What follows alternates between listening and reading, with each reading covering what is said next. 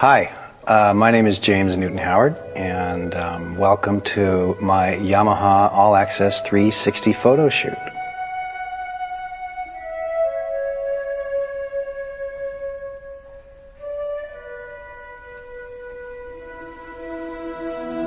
I think I have an ability, and I think most good film composers have an ability to immediately react emotionally to the core and the tone of what the movie is about. Even if you don't know the exact notes, I know immediately how that music's supposed to feel.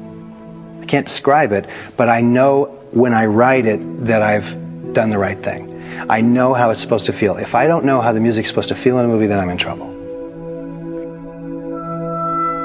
I have a firm belief that the thing that stops us from creating is ourselves, is our brain, is our self-critic, which I have a very vocal self-critic.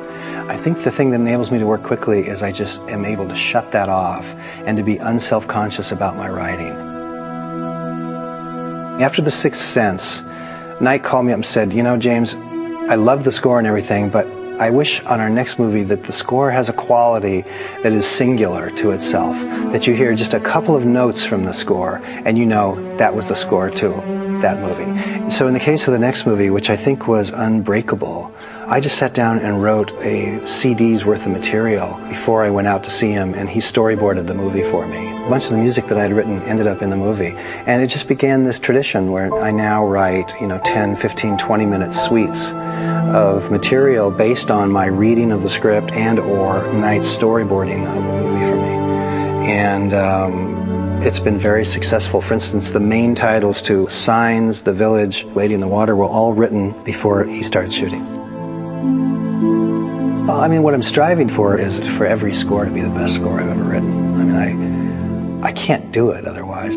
I feel it's incumbent upon me with all the wonderful opportunities I've had and the great life that I live, where I get to walk into my beautiful studio and compose music for a living, that the one thing I have to do is to be faithful and as honest and work as hard as I possibly can for the sake of music. And if I do that, then the rest of it seems to kind of fall into place.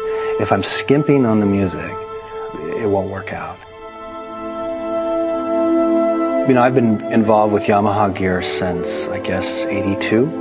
When the band Toto, David Page and Steve Porcaro and Jeff Porcaro, Steve Lukather, all those guys, I think the year they won Album of the Year at the Grammys was in 1982. I had done all the orchestrations on their album, and they invited me to go with them to Japan. And right around there, we were introduced to the DX7. We just fell in love with that whole theory of synthesis and the way the instrument sounded.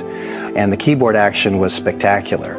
So for me, the things that impressed me immediately about Yamaha keyboards was the musicality and the musician-friendly quality of them. From then on, I just kept, I've been using Yamaha gear steadily for the last 28 years.